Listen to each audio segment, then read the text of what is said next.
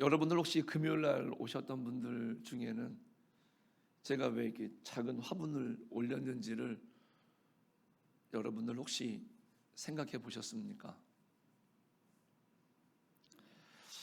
어느 날 제가 왔다 갔다 하다 보니까는요, 우리 관리원사님 부부가 이렇게 화분들을 참 잘 키우셔요. 지극정성으로 아침 저녁으로 돌보고 날씨가 추면 들여놨다 내놨다 하면서 참 잘 가꾸셔요.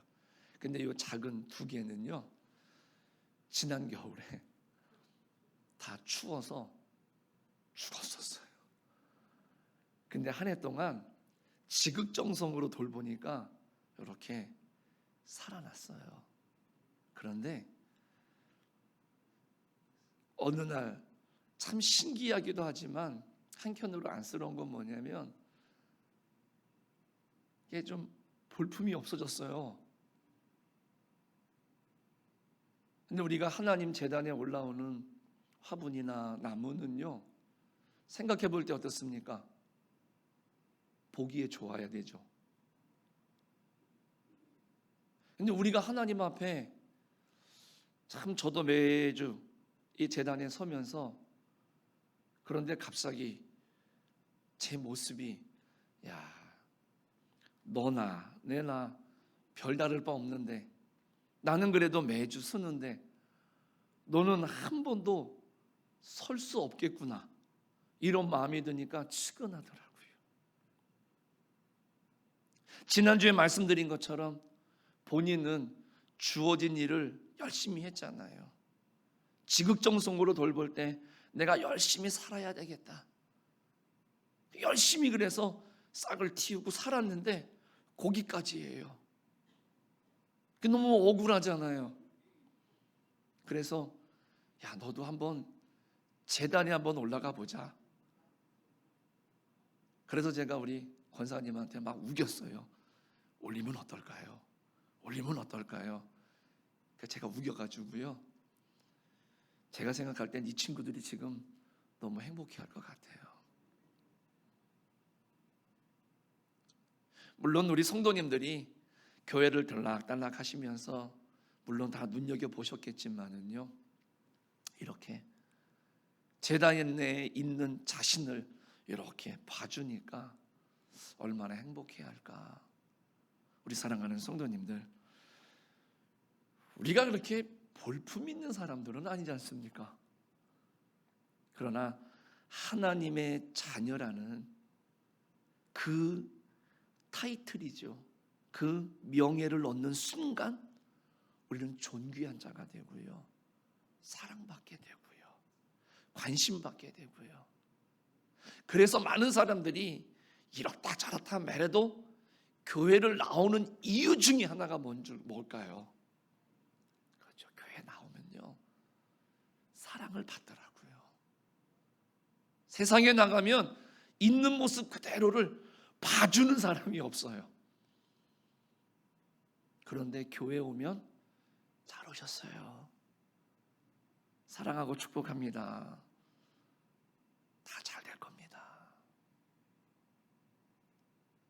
우리 사랑하는 성도님들, 우리가 하나님 앞에 우리들도 그와 같은 사랑을 받는 사람들이기 때문에 많은 사람들에게 그러한 사랑을 나눌 수 있는 우리 모두가 되시기를 주님의 이름으로 간절히 축복합니다. 우리 같이 인사하겠습니다. 잘 오셨습니다. 사랑하고 축복합니다.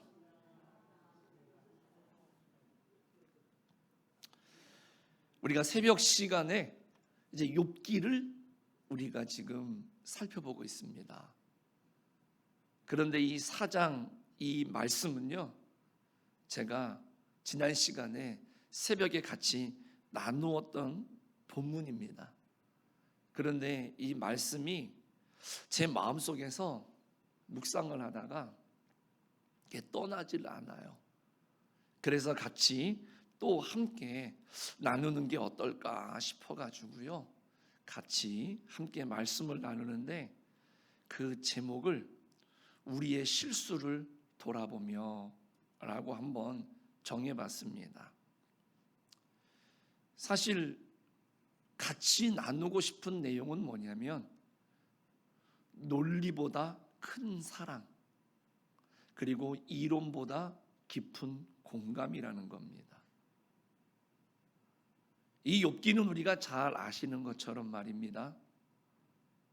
욥이 당하는 고난 앞에서 위로하러 세 친구가, 아주 친한 친구가 멀리서 찾아와서 같이 위로해 주다가 이 3장에 접어들어서 욥이 너무나 힘들고 어려워졌으니까 하나님 앞에 독백을 합니다. 탄식을 합니다.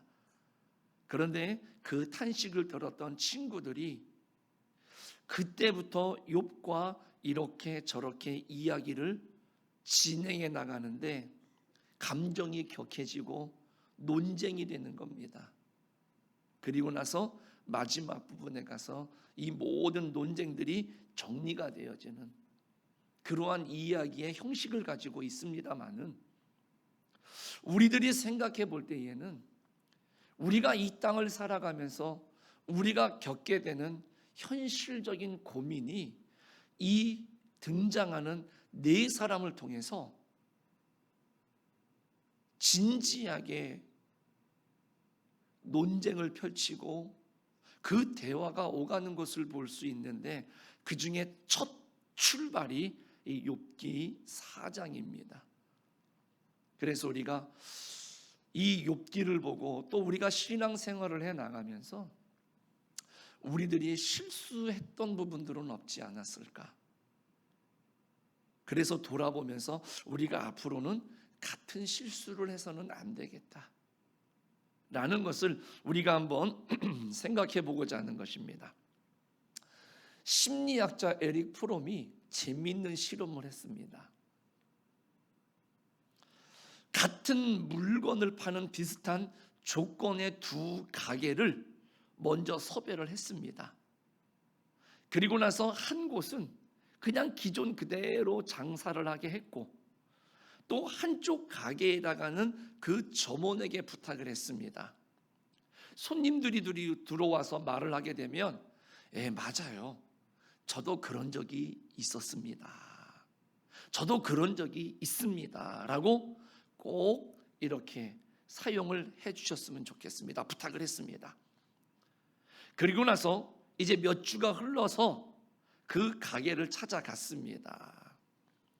그리고 그 매출을 보니까 그냥 기존대로 장사를 했던 매장보다는 맞습니다, 저도 그런 적이 있었습니다, 저도 그런 적이 있습니다 라고 공감을 해 주었던 그 매장이 똑같은 물건을 파는데도 매상이 훨씬 더 많았다라는 것을 이 에릭 프롬이 발견을 한 겁니다.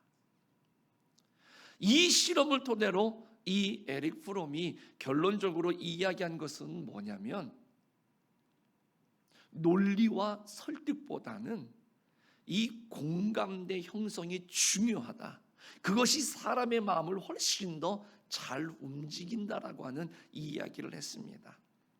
그런데 근래에 발표된 이 논문 중에도 보면은요, 가벼운 신체적인 접촉 또 공감대 형성에 큰 영향을 준다라고 이야기를 합니다.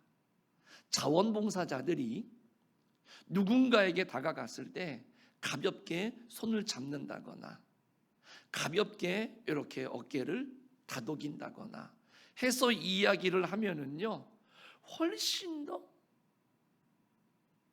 적극적이 되고 기부금도 더 잘 협조해 주더라는 것이지요. 그리고 심지어 식당에서는요, 눈을 마주치면서 그 점원이 그 물건의 주문, 음식의 주문을 받으면 훨씬 더 많은 음식들을 샀다라는 것이지요. 물론 우리들이 용기가 필요하겠죠. 선뜻 다가서서 손을 잡아준다거나 선뜻 마주치고 그 눈을 지그시 쳐다봐 준다라고 하는 것이 어렵지만은요, 요즘 시대는 잘못 만지면, 잘못 쳐다보면은 해를 당하는 것은 아닐까, 그런데 재미있는 것은요, 의외로 많은 사람들이 그런 신체적인 접촉이라든가 그 눈을 마주치는 것에 대해서 심하게 부정적이지 않다라는 것이지요.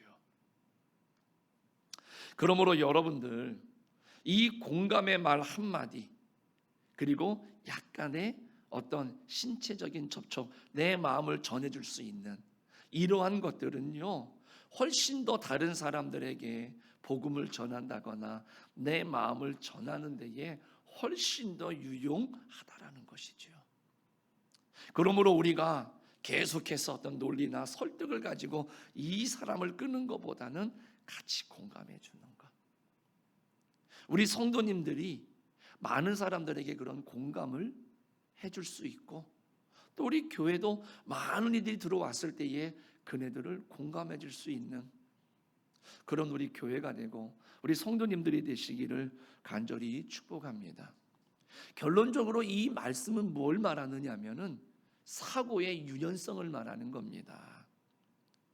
모든 상황에 대해서 지나치게 도식적으로 이해하는 그러한 어리석음을 범하지 말자는 이야기입니다. 그러니까 모든 것을 종합적으로 잘 판단을 해가지고 균형 있게 이해를 하려고 하는 자세가 필요하다는 것이죠. 그러니까 오늘 우리들이 살아가면서 어떤 문제가 생깁니다. 어떤 논리적인 충돌이 일어납니다. 그러면 성급하게 판단을 합니다. 어떻게든지 이 문제를 해결해 보려고 한다는 것이죠.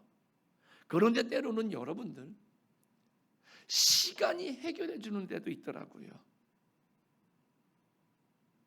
우리가 지금 당장 어떤 해법이 없고 지금 당장 우리들이 해결할 수 있는 능력이 없을 때에는 때로는 기다리면서, 때로는 그 시간을 통해서 오늘 우리들이 그 문제들을 해결할 수도 있다라는 것이죠.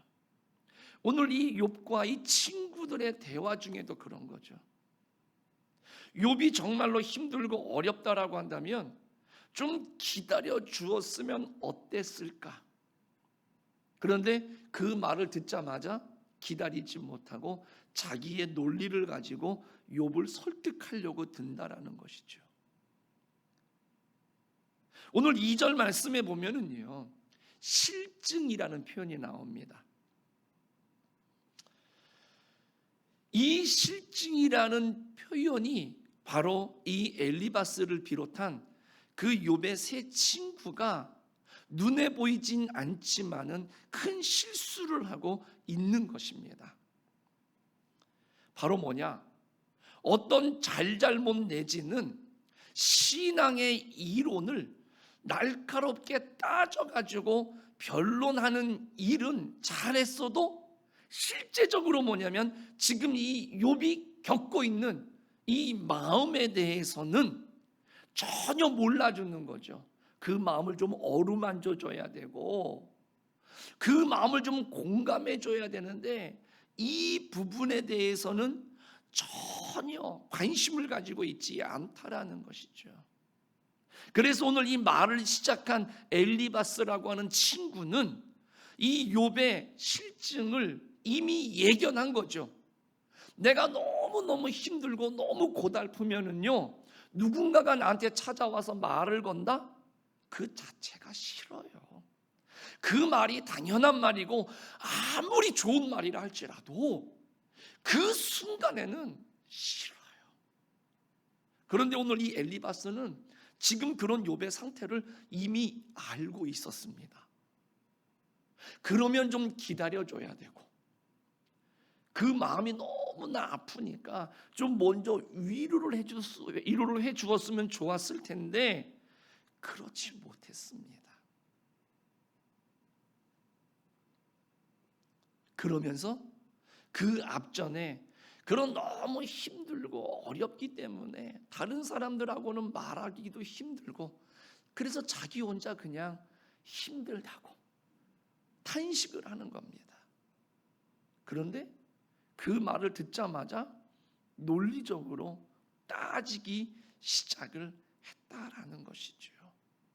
여러분들, 우리가 신앙생활을 해보지만은요, 우리가 하나님 앞에 열심히 기도하고 열심히 하나님 앞에 헌신하고 열심히 우리들이 소망을 향해서 나아가지만 우리의 삶 속에 실제적으로 많이 힘들고 어려운 일들이 계속 반복되어진다라고 한다면 어쩌다 한두 번이야 그럴 수 있지만은 계속 반복된다고 생각을 해보십시오.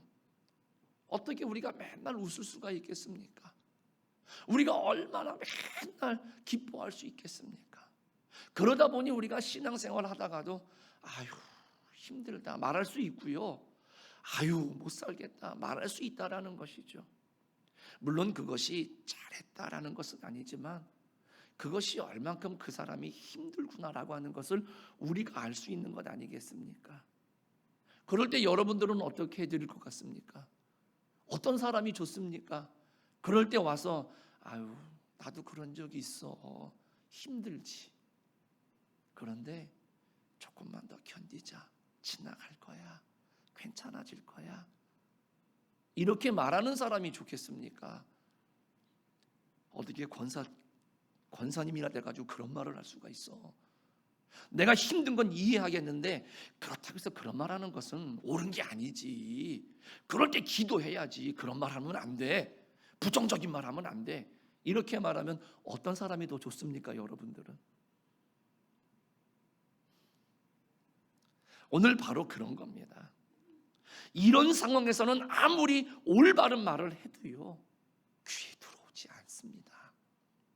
따라서 이런 경우에는 이론적으로 맞는 말보다는 그 사람의 정서적인 아픔을 어루만져주는 말을 해야 되는 것이 맞는 것이지요. 여러분들 왜 예수님께서 그 당시에 세리나 죄인이나 창기나 현장에서 가늠하다 붙잡힌 여인이 왔을 때 그들의 죄를 비난하거나 그네들의 잘잘못을 정죄하지 않으셨습니다.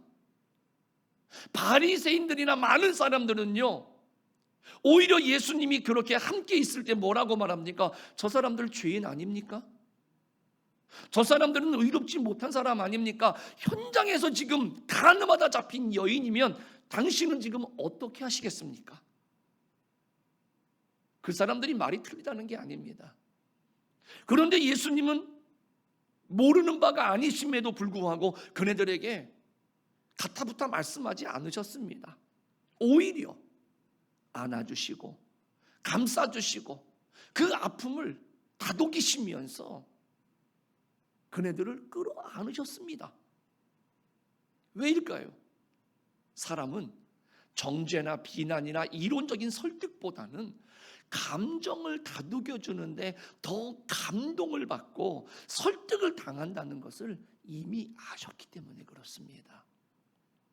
사실 이런 경우에 바른 말 옳고 그름을 가리는 말은 사람의 아픔을 덧낼 수가 있습니다. 그래서 신앙이 깊은 사람, 훌륭한 신앙의 인격을 가진 사람일수록 사람을 정죄한다거나 사람을 판단한다거나 비난하거나 자신의 의견에 굴복시키려고 하지 않습니다. 대신 감정이입을 통해서 정서적으로 그 사람의 아픔을 함께 하려고 노력을 합니다.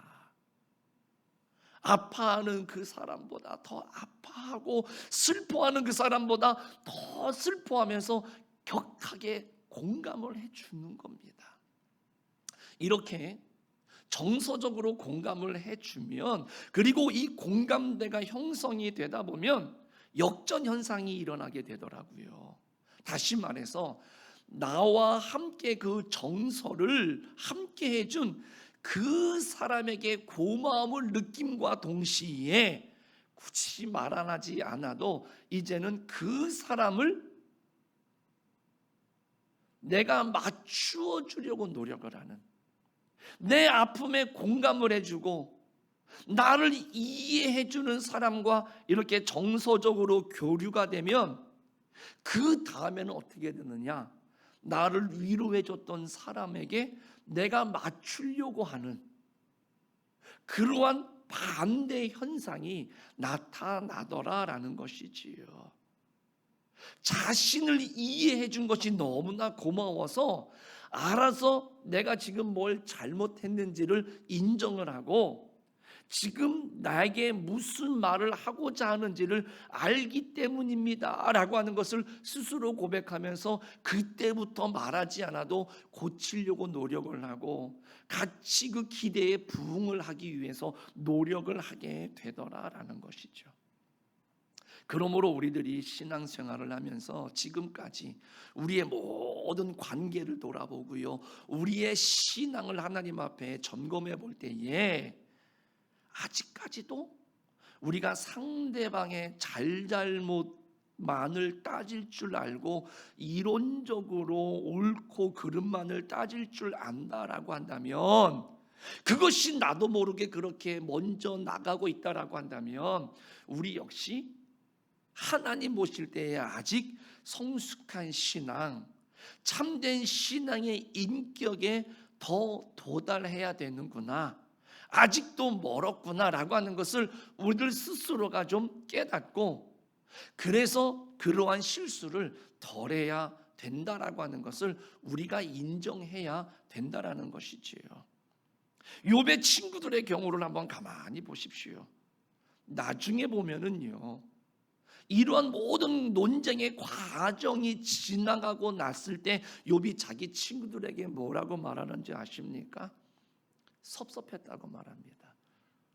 내가 이렇게 힘들고 어려울 때에 말 그대로 지금 내가 힘들어서 말한 것, 그리고 내가 너무 힘들기 때문에 내가 알지만 내가 제대로 못한 것에 대해서 따지고 지적한 것이 너무나 섭섭했다. 그 전에 지금 내가 너무 힘들고 아픈 나의 감정과 나의 상황을 좀 공감해주고 이해해주었으면 더 좋았을 텐데 그렇게 못한 것에 대한 섭섭함을 그네들에게 토로합니다. 그리고 심지어 하나님께서도 그 세 친구들을 향해서 그 욥에 대해서 공감해 주지 못한 것, 이것에 대해서 하나님께서도 결론적으로 그네들을 책망하시는 것을 볼 수가 있습니다. 고의성은 없습니다. 그러나 그 영혼의 아픔을 이해할 줄 모르고 그 상처를 오히려 덧나게 하고 더 아프게 했던 것은 큰 잘못이라는 것이죠. 좀 더 하나님의 책망을 생각해 본다라고 한다면 그것은 죄가 될 수 있다라는 겁니다. 그러므로 우리 사랑하는 성도님들, 우리가 논리적으로 틀리지 않다고 해가지고 그 말을 우리가 함부로 해서는 안 되겠다라는 것이죠. 말 그대로 그것은 말을 위한 말뿐이라는 겁니다.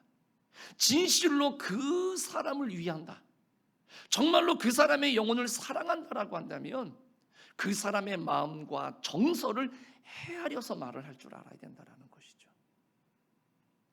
특히 고난을 당해서 우리가 상상할 수도 없고 우리가 이해할 수 없어서 말하지 못할 큰 고민과 고통을 가지고 있는 그러한 감정적으로 격해 있는 우리 주변의 사람들이 있다라고 한다면, 그러한 성도들이 있다라고 한다면 오늘 지금 내가 할 수 있는 말이 틀린 말이 아니고 논리적으로 맞는 말이고 성경적으로 설령 맞는 말이라 할지라도 오늘 우리들은 그 사람의 감정과 그 사람의 입장을 이해하고 위할 때 그 말조차도 우리는 가려서 하고 때로는 안 하는 것이 좋을 수도 있다라는 것을 항상 염두에 두고요,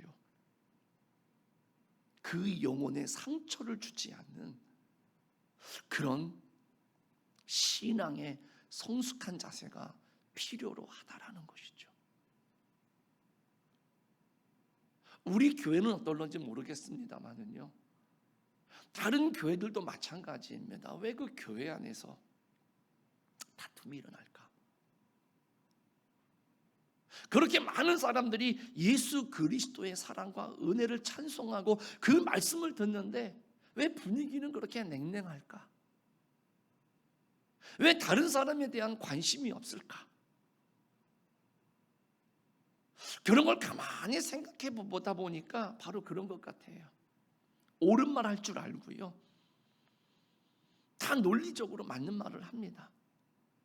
중요한 건 뭐냐?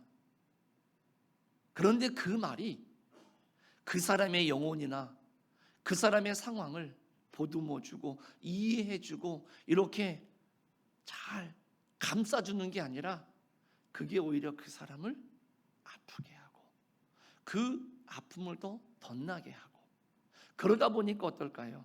말하지 않죠. 마음을 열지 않죠. 그러니 같이 모여서 예배를 하지만 하나님께 마음을 여는지는 모르겠지만은요, 함께하는 모든 사람들에게는 마음을 열지 않는다는 것이죠. 혹 우리들이 이런 실수를 하지는 않았을까? 목사인 저 역시도 그런 실수를 분명히 했을 것 같아요. 그래서 목사에게, 목회자에게 쉽게 마음의 문을 못 여는 분들도 분명히 있을 것 같습니다. 그래서 요 며칠 저도 이 문제에 대해서 많은 고민을 하고 기도를 하고 회개도 했습니다. 우리 사랑하는 성도님들, 나는 아니라고 말하는 것이 아니라 그런 실수를 우리가 뒤돌아볼 수 있는 그런 성숙한 신앙이 되시기를 간절히 축복합니다. 또 하나 우리가 말씀을 나누고자 하는 것은 이 3절에서부터 이 5절의 말씀입니다. 이 말씀을 우리가 제대로 이해하지 못하면 우리는 성경 이 욥기를 읽어도 이 욥기를 올바르게 이해를 할 수가 없을 겁니다. 이 내용은 분명히 지적하는 바대로 그런 거죠. 어떤 문제를 가지고 나한테 나온 사람에 대해서 충분한 설명을 해 주었는데 지금 내가 그렇게 위로해 주고 그 사람을 격려해 주었던 그 문제가 이제 지금 나한테 왔을 때, 한마디로 말하면 너는 다른 사람에게는 그렇게 말을 했는데 그 문제가 이제 너한테 오니까 지금 너의 모습은 어떠냐? 라고 지적을 하는 것이죠. 내용만 놓고 보면 엘리바스의 말은 이 지적에는 오류가 없어요. 틀린 말이 아닙니다. 욥은 확실하게 자기가 다른 사람이 당한 상황에서는 쉽게 말로 위로를 했고요, 격려를 했습니다. 그런데 그 문제가 정작 자기에게 오니까 자기는 이 앞에 3장에서 뭐라 그랬습니까? 하나님 앞에 탄식을 했습니다. 자기의 태어난 날을 저주했어요, 자기 입으로. 그리고 자기가 엄마 뱃속에서 죽었으면 더 좋았을 텐데, 이런 말을 스스로 하고 있었다라는 것이죠. 그러니까 지금 자기는 자기에게 당한 고난에 대해서 감당을 못하고 있다는 이야기죠. 그런데요, 오늘 다시 한번 이 말씀을 가만히 들여다보면 여기에 분명한 오류가 하나가 있어요. 이것을 우리가 발견하지 못하면 우리는 욥기를 아무리 묵상을 해도 이 욥기를 제대로 읽은 게 아니고 제대로 우리가 이해하지 못하기 때문에 여전히 앞에 말씀드린 것처럼 우리는 신앙생활을 하면서 여러 가지 실수를 범하게 되고 오류를 범할 수밖에 없어요. 바로 이 욥이 당한 고난의 성격을 이해하셔야 된다는 거죠. 이 욥이 당하고 있는 이 고난을 우리가 일상적으로 말할 수 있는 고난과 똑같이 동일시했다라는 것이죠. 오늘 이 욥이 당하는 고난은 욥이 뭔가 잘못하고 실수의 결과로 온 고난이 아니라는 것입니다. 우리가 흔히 말하고 있는 일반적인 고난하고는 이 성격 자체가 아예 달라요. 욥은 자기 죄로 말미암아서 당하는 고난이 아니었다라는 것이죠. 그랬기 때문에 욥의 입장에서는 좀 억울한 측면이 있다는 겁니다. 우리는 너무나 성경을 읽기 때문에 알고 있지만은 욥의 입장에서는요, 내가 지금 당하는 고난이 이유 없는 고난처럼 여길 수가 있어요. 1장과 2장에서 말하는 것처럼 욥의 신앙생활하는 모습을 보십시오. 하나님이 인정하는 것처럼 요만큼 하나님 앞에 잘못하지 않기 위해서 무던하게 애를 썼던 사람이고, 그것이 일시적인 현상이 아니라 이 사단에게 하나님께서 저 욥을 네가 주위에서 봤느냐, 하나님이 인정하는 신앙이었다라는 것이죠. 그러니까 욥은 철저하게 하나님 앞에 인정받을 만한 신앙생활을 하고 있었는데, 그런 입장에서 내가 지금 당하는 고난이라고 하는 것은 욥이 다른 사람들이 뭔가를 잘못해가지고 그 결과로 찾아온 고난의 문제를 이야기해 준 것하고, 욥이 지금 내가 당하는 고난을 이해하는 것하고는 조금 다르다라는 것이죠. 이유 없는 고난이 될 수 있다라는 것이죠. 그런데 오늘 이 세 친구들은 이 부분을 지금 놓치고 있었다라는 것이죠. 이게 오늘 우리가 깨달아야 되는 부분이고, 오늘 본문에서 나와 있는 이 엘리바스라고 하는 친구의 말이 맞지만 그 안에 오류가 있다라는 부분이 바로 이 부분이라는 것이죠. 이 친구 엘리바스의 말을 부정하는 것은 안 됩니다. 맞는 말이에요, 그 말 자체는. 그러나 오늘 우리가 왜 이 공감대를 형성해야 되느냐라고 하는 것은, 내 경험이 모든 사람들과의 이 경험과 똑같다라고 일반화시키는 그런 오류를 범해서는 안 된다라는 겁니다. 여러분들 눈에 만약에 제가 당하는 고난이 늘상 여러분들께서 알고 있는 그런 고난과 비슷하다 할지라도 제 삶 속에 들어와서 이 고난의 문제를 본다라고 한다면, 그 고난은 내가 아니면 이해하지 못하는, 나에게만 특별하게 다가오는 고난일 수 있다라는 것이죠. 그런데 마치 그 고난을 내가 다 아는 것처럼, 내가 다 이해하는 것처럼 생각을 하고 그 고난의 문제에 대해서 논리적으로 설득을 하려고 하다 보면 과연 나에게 설득력이 있겠느냐라는 것이죠. 이게 오늘 그 욥의 고난의 문제를 지적하고 있는 이 엘리바스가 실수하고 있는 부분이다라는 것입니다. 그래서 오히려 그것보다는 그 아픈 마음을 이해해주고 보듬어 주는 것이 훨씬 더 성숙한 신앙이고, 그 사람을 정말로 사랑하는, 이해하는 모습이 될 수 있다라는 것을 여러분들에게 말씀을 드리고 있는 것이지요.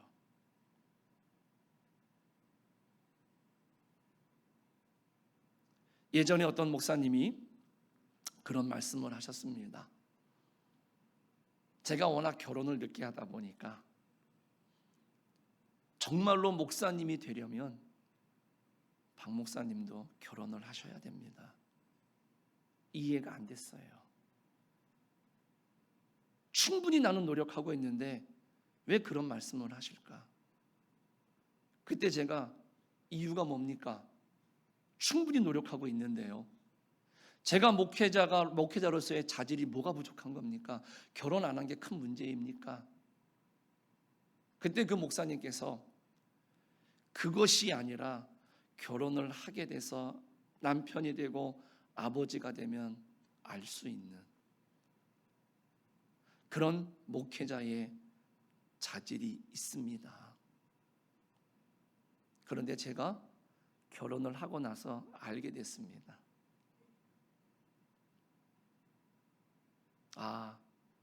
내가 이 성도들의 아픔을 머리로만 이해하고 판단을 했지 내가 가슴으로, 마음으로 이해할 수는 없었구나. 그런데요, 내가 내 자녀 때문에 아파보고요, 그 자녀 때문에 속상해 보니까는요, 저를 찾아와서 이렇게 하소연하시는 성도님들을 바라볼 때마다, 가정생활의 어려움을 토로하실 때에, 그런 모습들을 지켜볼 때에 제가 결혼하기 전과 결혼하기 후는 완전히 그 이해하는 달라요. 전에는 그래서요, 성경적으로 다 설명해 줬어요. 부부 원리, 가족 간의 원리, 자녀와 부모 간의 원리 설명을 해줬어요. 근데 한 번은 오는데 두 번은 안 오시더라고요. 그런데 결혼한 다음에는요, 들으면 제가 할 수 있는 게 아무것도 없었어요. 느껴지니까, 깨달아지니까. 그래서 아까 서두에 말씀드린 것처럼 힘드시죠. 힘들겠어요. 맞아요. 그렇죠. 그런데요, 성도님들이 고맙다고 이야기를 하더라고요. 왜요?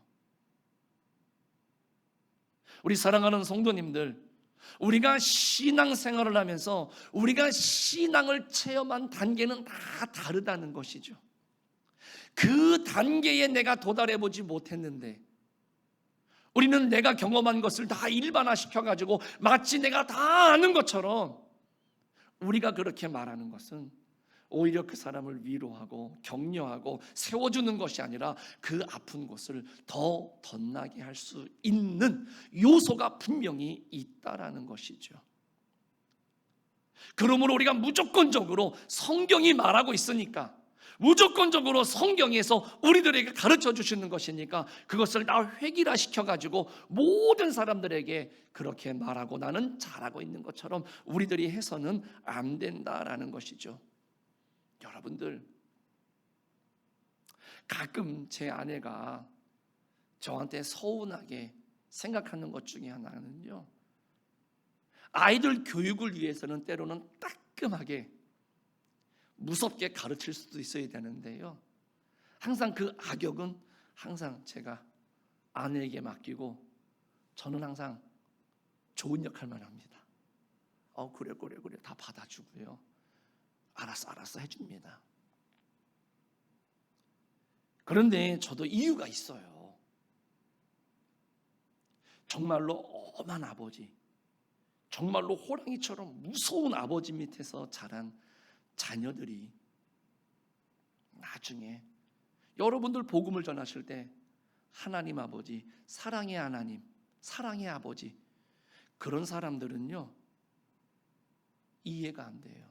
아버지 그러면 무서운 아버지, 엄격한 아버지인데 교회 안에 들어왔는데 사랑이래요. 아버지가 선뜻 받아들이지 않죠.